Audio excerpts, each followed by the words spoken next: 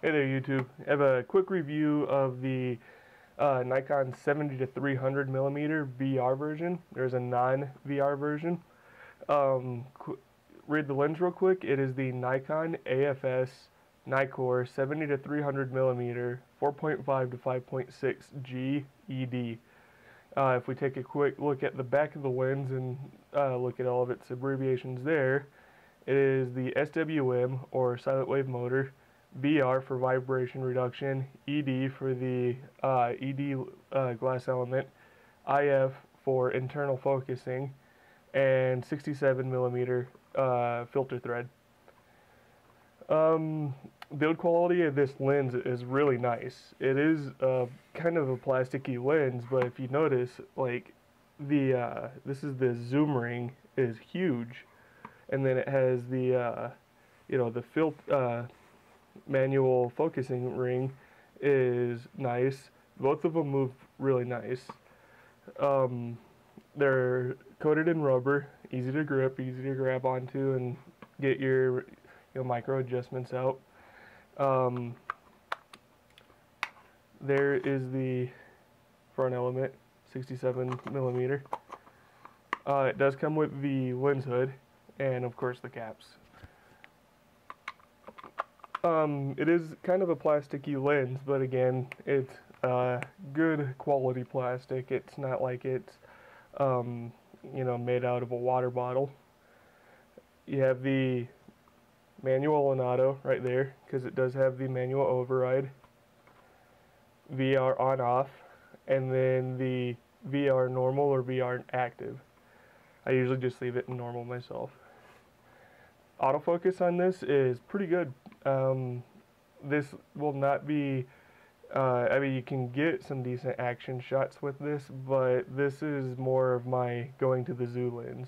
Get in there and get some tight crops of animals at the zoo. I used it at a event here in Park Rapids for Water Wars, and I mean, it can get in on the action, it can autofocus, lock into place, and it creates some pretty sharp pictures. But when you compare it to, say, 70 to 200, then yeah, it's not very quick. The VR in this is supposed to be, Nikon says it helps with up to 4 stops of light loss, or helps 4 stops lower light, get that steady image.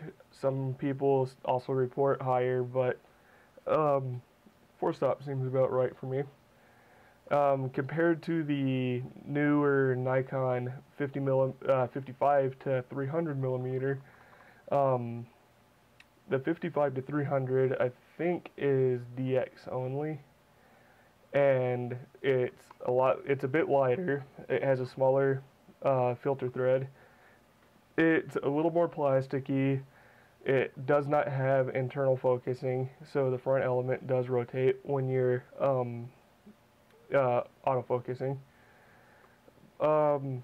Really, it comes down to your preferences. Do you want the 55 to 300 still has really nice pictures. It's great image quality. The 70 to 300 has a little bit better image quality, but it's up to you to decide if the price difference means that much to you. You can get decent bokeh with this lens. What it requires is trying to use your maximum range. So trying to get that 300, even a 200 millimeter, and using it wide open, get nice and close to your subject, and have the background be further away from your subject will give you a decent bokeh. It's not going to be 70 to 200, 2.8 quality bokeh, but it's doable. It works. I've gotten some decent pictures with it that way. Quick pros for this lens. Oh, by the way, I rate this lens probably at about between good and awesome. So pros has great reach, with it topping out at a 450 field of view on DX crop sensor. It has decent blur if you use it right. The autofocus is decent.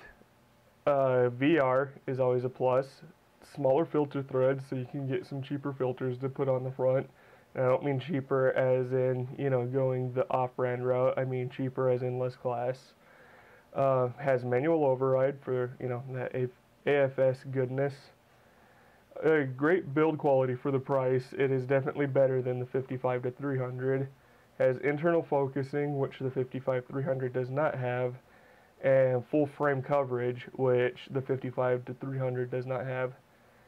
Cons for this lens are its autofocus is fairly poor for tracking fast movement.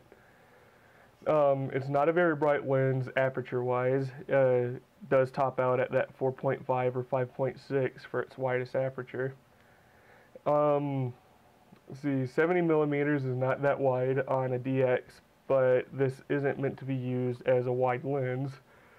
It doesn't share filters with any other Nikon Pro glass, so if you have your 24 to 70, you're not going to be able to switch filters with this and, you know, use the same filters. It won't use the same filters as my Tokina 11 to 16 or my 24 to 120. Those are all 77 millimeter. This is the 67. Its wide open image quality is pretty soft. That's not just me saying that. Most reviews kind of agree. And it's not compatible with Nikon teleconverters, which kind of sucks that Nikon decided to leave it out. But then again, with it being such a small wide aperture, a teleconverter would just make that way worse. It probably wouldn't even autofocus very good if you had even a 1.7 teleconverter on it.